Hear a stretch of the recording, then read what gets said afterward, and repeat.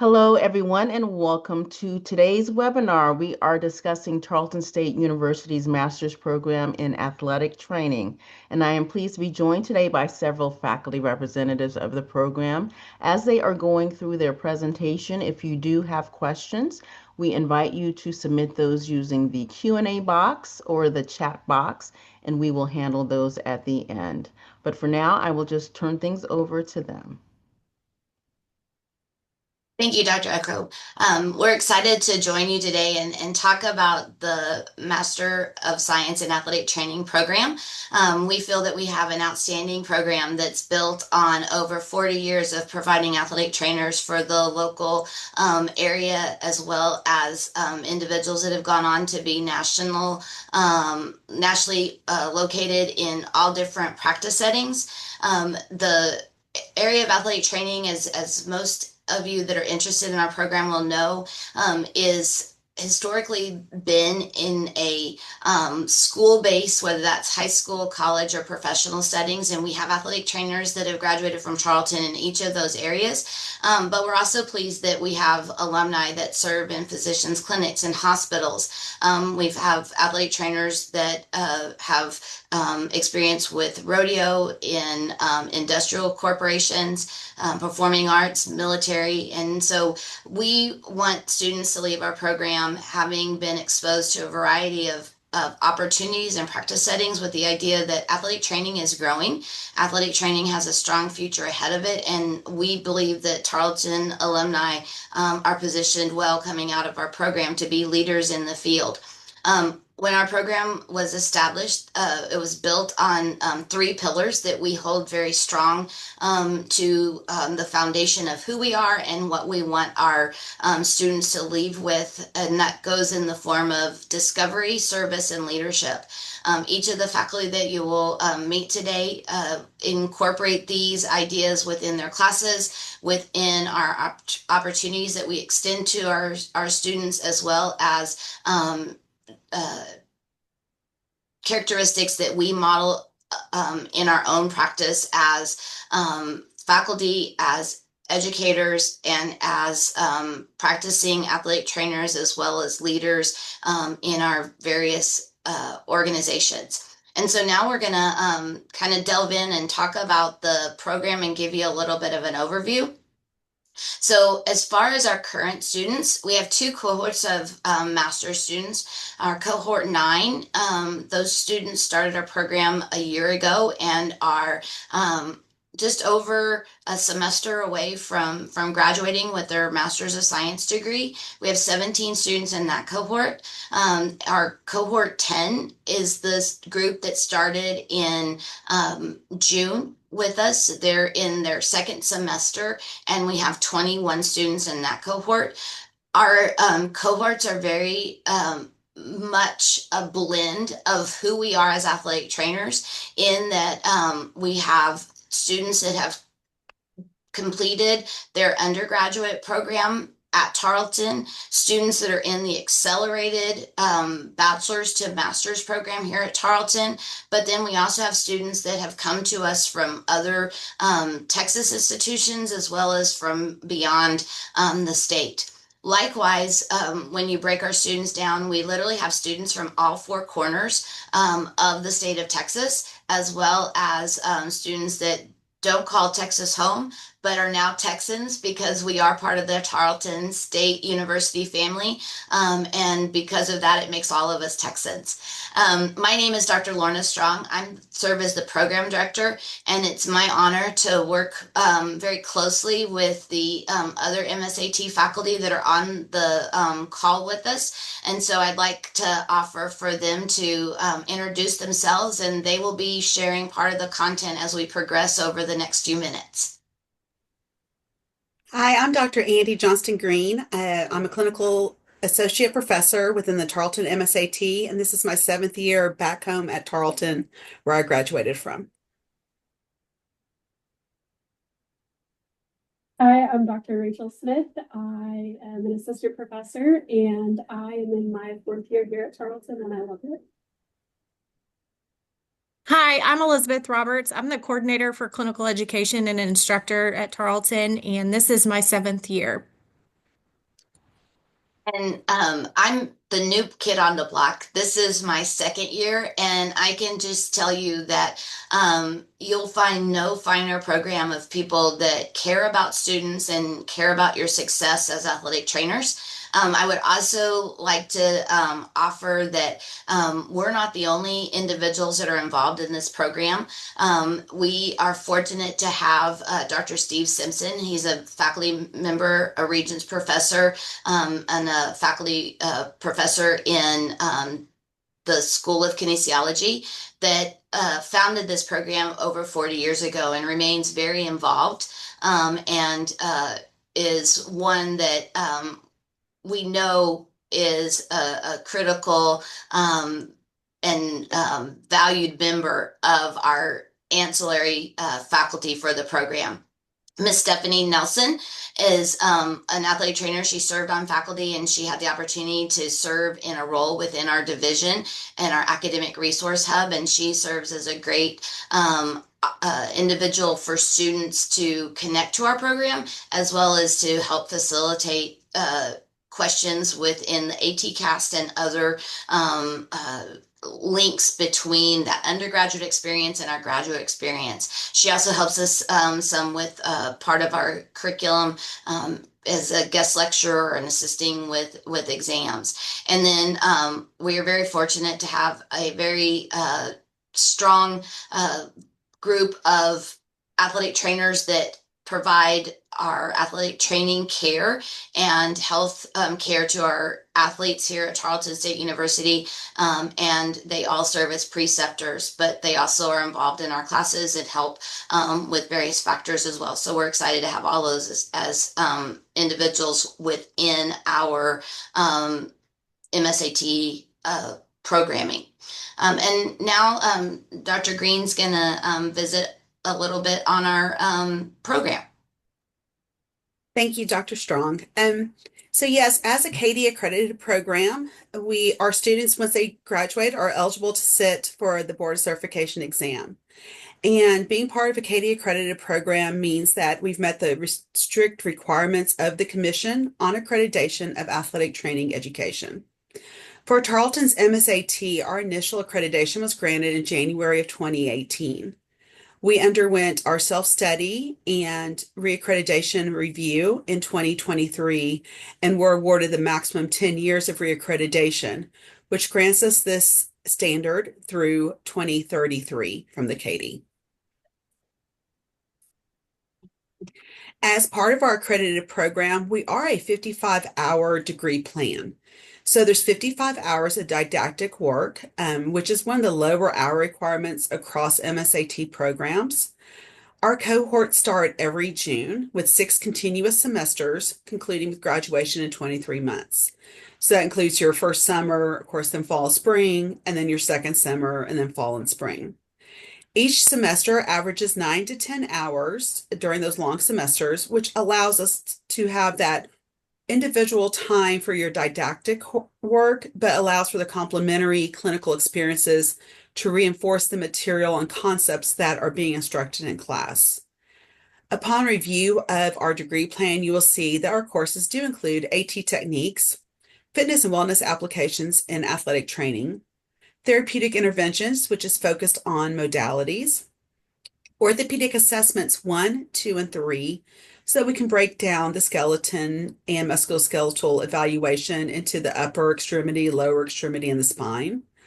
Our therapeutic exercise course, pharmacology for the athletic trainer. We also want to make sure that we're very proficient in emergency assessment and care. Healthcare administration. We do have a general medical assessment course. And then a couple hallmarks of our program being the cultural competency and global healthcare course, which is in the last semester, along with 2 separate courses, Empowering Success and Trends in Athletic Training, to prepare you not only for your BOC exam, but also for your future career as an athletic trainer. Along with the didactic courses, you also will be involved in various different clinical experiences throughout the program. You could have placements that are inside of our NCAA Division I athletics. We're a member of the Western Athletic Conference, where we have obviously football, basketball, and we also have women's soccer, baseball and softball, as well as volleyball and beach volleyball. So some fun sports to work with. We also have a placement at a Division III athletic university, orthopedic clinics, student health center rotations, and then rotations with our Stephenville Fire Department. Our students are also placed at local high schools as well as junior colleges where they get to experience things like junior college rodeos. In your second semester of your second year, so your spring semester, right when you're about to graduate, you have the opportunity to do a distance immersion. We've had distance immersions at several Division I Power 5 programs. We've also had some distance immersions at professional athletics.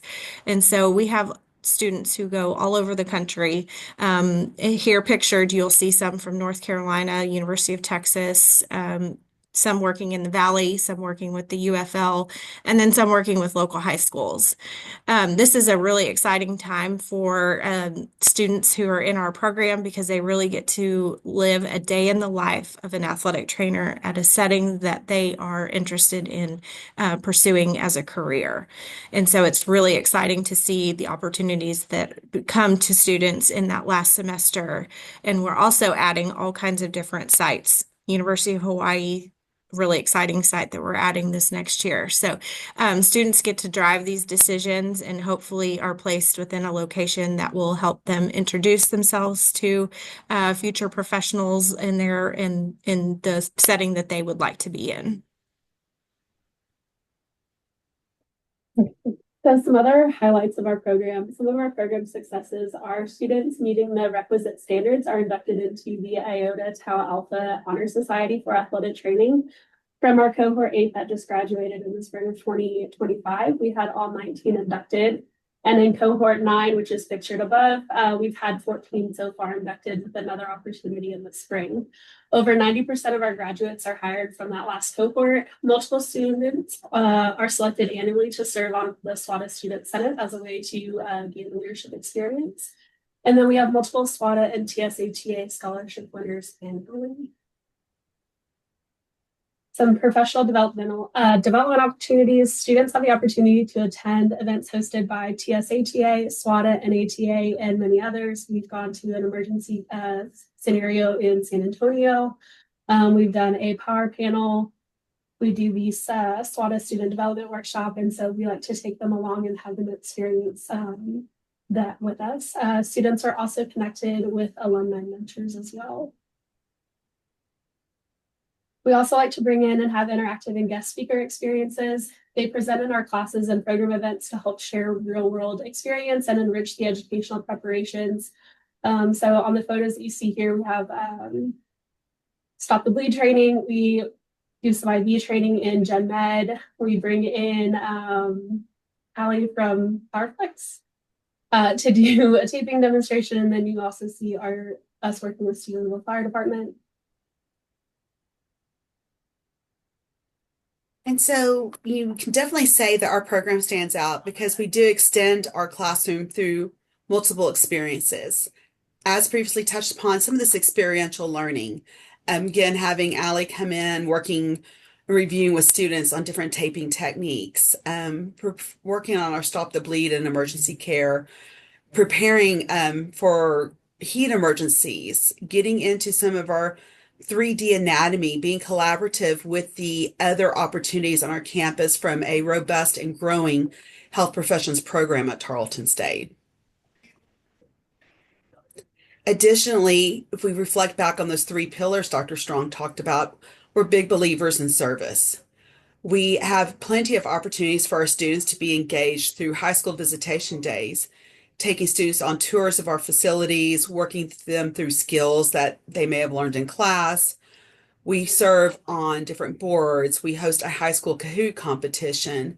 We want to be engaged in our community on every level that we can and provide opportunities for others to learn about the profession of athletic training. Another way we do extend the classroom is also through networking and connecting with our alumni. Our faculty is all very involved in various levels of our professional organizations. from regional CTATs and NTATs all the way up through NATA. And so we bring our students with us. Here pictured, you will see the top picture is actually celebrating Dr. Simpson being inducted into the Texas State Athletic Trainers Association Hall of Honor this summer. The bottom right is from the SWATA convention.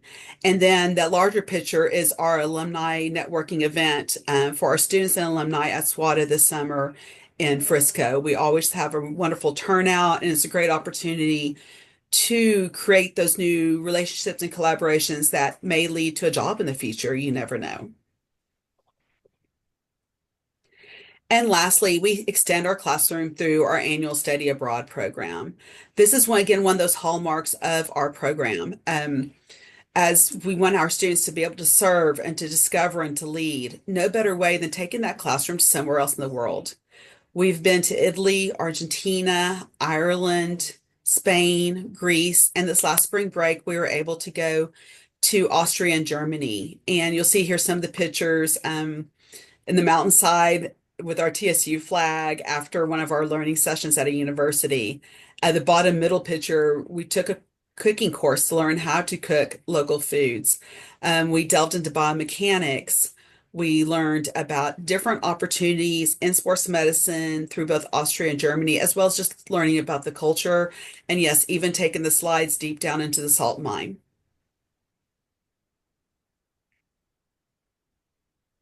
Okay, so our application process, there is a two-step process. First of all, you need to complete the Tarleton MSAT application on ATCAS. You need to enter the information that is required, and then there is some supplemental information that our program asks for. You also need to have some contact information for references so that ATCAS can send an email to your references so that your references can complete those anonymously on your behalf. And you will upload a personal statement and as well as documentation of your contact observation hours with an athletic trainer. We also look forward to looking at your resume and what all you guys have been able to do in undergraduate and even in your high school time. We enjoy making connections with your previous high school athletic trainers as well. So then after that, you will complete after doing the MSAT application, you'll be selected for an interview, and then we will interview candidates. And then after being accepted, then you'll complete your College of Graduate Studies application. More on the admission requirements. First of all, GPA of 2.75 in the last 60 hours, completing all course prerequisites. You can see the list of prerequisites there as they're listed, and then our program also asks you to give us a little bit of information about where you took those classes, as well as if you took them at a different university. We do not have a GRE requirement. We do interviews in November, December, and January. And so that is coming up here pretty close. November is next week. So if that is something that you're interested in, go ahead and get that ATCAS application in so that we can start reaching out and looking toward doing some interviews here in November and December. Our final application date is March 15th so that we can have everyone accepted and moving into the program as soon as possible. That way you can get ready for your June start. We're real excited that in conjunction with the university initiative, our website has had a refresh. And so this is the link there, and you can be able to access the website. And so as you look at the screen, on the right side of the screen, there's some information that Apply Now takes you directly to that ATCAS link. And then you can see that we're part of the Division of Health Sciences. There's been some reorganization, and we're now part of a division. We have the School of Health Professions that we're part of. And currently, our students have their classes based out of Stephenville. However, in that paragraph just below where now it's on the bottom part of that screen, the university has gone through the process to have our program didactically, meaning the classroom component, relocated to the Fort Worth campus. We're looking forward to being able to grow. We've increased the number of students that we've admitted. And so the IEP building, we will have a much larger facility where we can be able to facilitate the classroom component and the laboratory component for our students there at the Fort Worth campus. With that, that'll start in with this cohort that we're preparing to admit in to start classes in June of 26. Students that are part of that cohort will have all of their didactic courses in Fort Worth. However, we are committed to providing the most robust and focused clinical experience that we can for each and every student. Therefore, we're going to retain our partnerships that we've established here in Stephenville with each of the areas that Ms. Roberts outlined. We also, do potentially see the opportunity for some new sites to come on board, but that will only strengthen the opportunities for our students. And we know that as a faculty, we are committed to doing things that'll be student-centered and that will be intentional so that it is a positive experience, not only for the students in terms of their education, but in terms of other personal needs that they may have. And with that, we want to we want students to know that their success is important to us, and we will work with individuals to make that possible.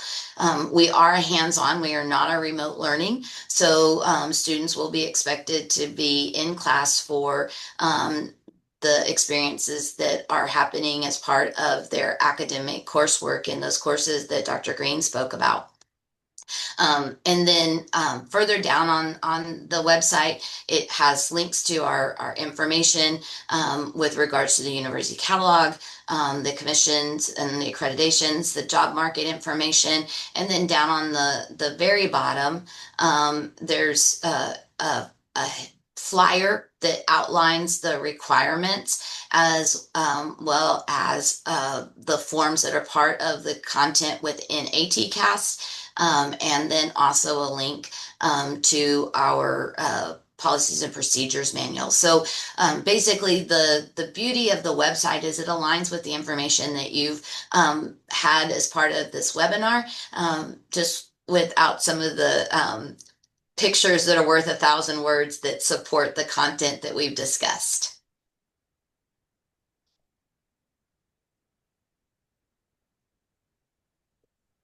All right. Well, thank you so much to our faculty. That's been an excellent presentation. So helpful to hear you walk us through all the various aspects of the program. For our live audience members, it's now time for your questions. So if you have any, please submit those using the Q&A box or the chat box, and we will handle those shortly. In the meantime, I did have some questions of my own for you faculty members, if you don't mind. Um, I know a lot of people are interested in health related professions, and at this point, Tarleton State offers so many. Any advice from you on how students would decide maybe which program would be the best fit for them, whether it's athletic training or exercise science or rehabilitation science or physician's assistant medicine or any number of programs that we offer. I can start, and then the faculty can elaborate and provide additional. My first answer to that is do your research on what the profession is about. Athletic training is essentially healthcare for the physically active. So we are an allied health profession. We have training and experience in many different facets, but we're not necessarily covering the whole lifespan. We have a physically active focus with what we do. To that end, I think, and that's partly why we have the requirement for students entering our program, is the opportunity to have those experiences where you shadow or you observe individuals that are in those various healthcare settings so that you see what truly invites you to have that be what your passion is and what your career goal is. For me, athletic training has always been a perfect mix because I enjoy movement, I enjoy activity, I enjoy sport. And I always had an interest in medicine, but I didn't want to be a physician. I didn't want to do surgeries. And so athletic training has allowed me to blend interest, and then through my experiences I've been introduced to other settings that have only helped broaden my knowledge, and yet I still fall back on those foundations that started with where I started as an athletic trainer. Any leads for where people should search for athletic trainers to observe, and is the burden on them to make sure that who they're observing is credentialed? I'll take the first part of that. So our students that are currently enrolled here at Tarleton State University have the opportunity to participate in directed observation. And so what that is, that allows the students enrolled here, once they meet some requirements, attend an in-service meeting, to go out and shadow our athletic trainers here on campus. So the Division I that they get to hear about, so football, basketball, volleyball, track and field, soccer, baseball, softball, all of that, they get to go out and then see our athletic trainers at work, but then also interact with our athletic training students. And then for those outside of Tarleton, where might they look? So one option I would say is to reach out to an athletic trainer, either if they went to high school and they had one in the area. We also can help kind of put out feelers or have names of people that would be potential, like want students to come and observe. Yes, yes. And I So, would say that, most of the institutions that students would be coming with would also have a collegiate program, and that's a good place to start. The other is within our professional association. We have the TSATA, which breaks Texas into regions, and the TSAT website has those regional directors. And if they're in a location and they don't know where to turn, potentially that individual could be a great resource to make a connection, as well as find out who would be in their geography that could help them. mhm. What are the academic backgrounds of your students? Are they coming from any particular types of majors? Currently, most of our majors are coming out of a kinesiology or human performance type degree, but within athletic training, for us, students that have the prerequisites that we require could come from any degree and still be successful. I would say probably the extension of that question is, do you have to have had undergraduate experience as an athletic trainer or even high school experience as an athletic trainer to be in our program? And I would say no. If you have an interest in healthcare for the physically active and you have identified that athletic training is a profession that you could see yourself being a part of, one of our roles is to provide you with the skills to be successful, not only from the cognitive standpoint, but also from the psychomotor standpoint of those actual hands-on skills. And so we have students that this is their first semester being full-time in a athletic training facility, and we have some that have been doing it for multiple years. Thank you. So you mentioned that your current two cohorts, currently enrolled cohorts, vary in size from 17 to 21. How many are you hoping to enroll for summer of 26? I would say, our goal is at least 20. However, we can accommodate more than that. We have the faculty and we have the clinical sites that can allow us to grow. So, do we have an absolute number? Um, you know, I would say that at this point, we haven't reached that. Very good. You mentioned clinicals. At what point in during their 6 semesters of enrollment would clinicals start? Yes, great question. They actually start their clinical rotations in their first fall. So their first summer, they do not have any clinical expectations, but in the fall, spring, and then the following fall and spring, they do. In the middle summer, in between the first and second year, they have an option to partake in clinical experiences if they so choose, but it's not required in the summers. And then with the distance immersion experience, if a student maybe had a dream destination that they wanted to work in, is it possible for them to maybe create their own opportunity for that? Yes, yes, absolutely. And those are my favorite ones to work with. If I tell our current students the sky is the limit, and so we have contacts throughout our various different volunteer organizations. We are all actively involved in athletic training service in one way or another, and we're able to reach out to a lot of different people in different placements across the country, even across the globe. And so yes, if their desire is to do something, then I am happy to run the course with them. Very good.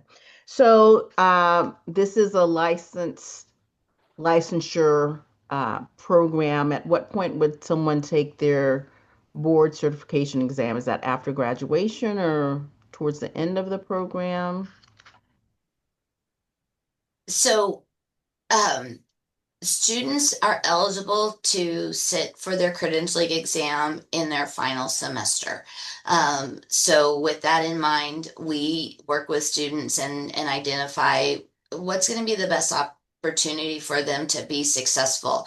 Um, as some may know, President Hurley made a commitment last year that individuals that had a credential that required a financial allotment to be able to take if they passed the requirement on the first time, that the university would assist in reimbursement.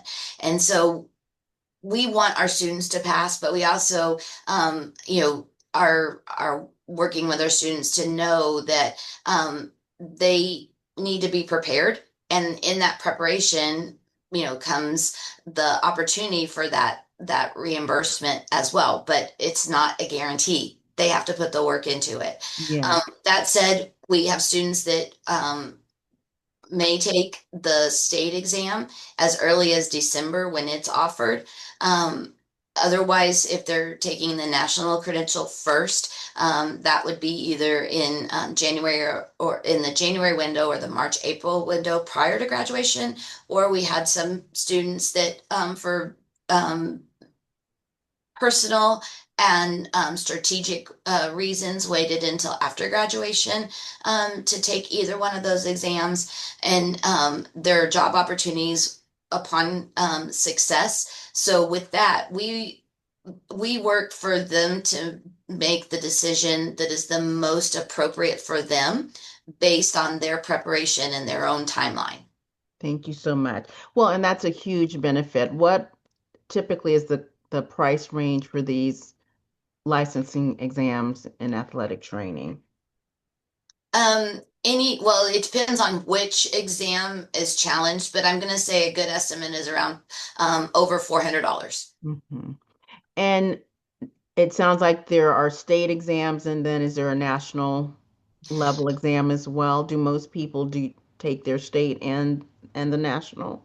So we're fortunate in that by being an accredited program, students can complete the Board of Certification exam that Dr. Green introduced in her section.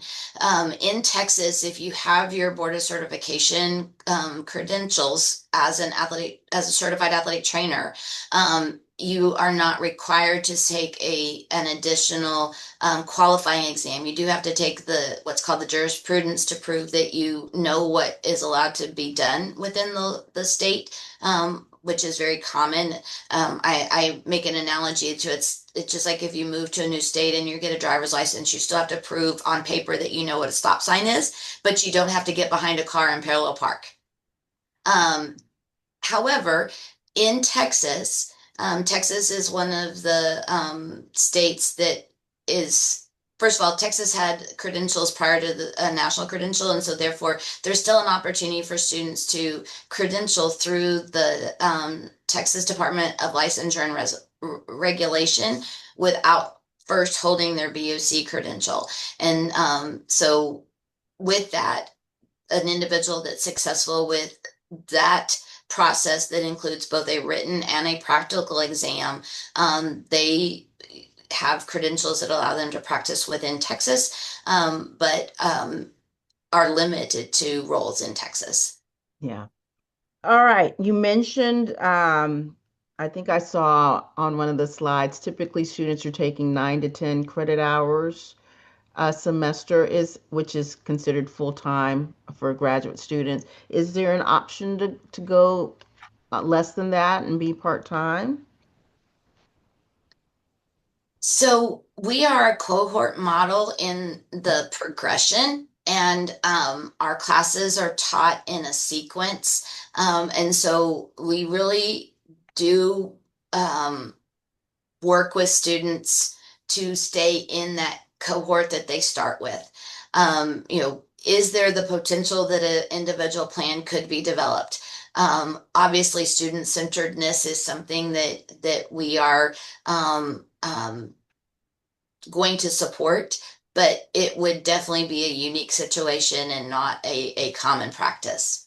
Thank you for that. So this program is 40 years old. It's historically been based in Stephenville, Texas, our main campus, but we'll move to Fort Worth for summer of 26. When are classes offered? What time are you expecting that people will have to physically be in class? So this is a relatively new change for the program, and so quite honestly, we are still working through those details, and I don't have specifics to share as far as what a lay of the week looks like. Mhm. I can share that we will have the opportunity to do some change in structure so that we can be purposeful and student centric with that focus, and it not be something that's every day of the week. And there may be opportunity that some different configurations happen because of us being a unique program in that facility that is such a wonderful facility. It has so many opportunities for teaching spaces. So I would say that is probably one thing that we've started looking at, but we don't have completely nailed down to be able to voice. Thank you. That's fair. I think my last question relates to the admissions process. What can people expect from the interview? So in the interview, we view it as an opportunity for the students to get to interact with us, and us interact with them. We ask questions of about their experiences, things that are areas of strength, areas that we may be able to reinforce and help them grow in. But we use it as an opportunity for them to get to know us in a snapshot, and likewise us get to know them. We think that's important. We also think being able to have the opportunity for interviews to be conducted on site is a value, but we also recognize that where distance may be a challenge, or schedule may be a challenge. We can do the interview as a remote, so that we still get that face-to-face time with them, albeit not direct handshake opportunities. Mhm. Very good. Well, thank you so much. This has been excellent. I want to remind our live audience members that a recording of this presentation will be available to review on demand on the College of Graduate Studies YouTube channel. So if you need to go back and review, please do so. And if you know of others who could benefit from this information, we hope you will share the recording with them as well. Thank you to our faculty representatives. And again, thanks to our live audience members. I think with that, we can end our webinar. So thank you, everybody.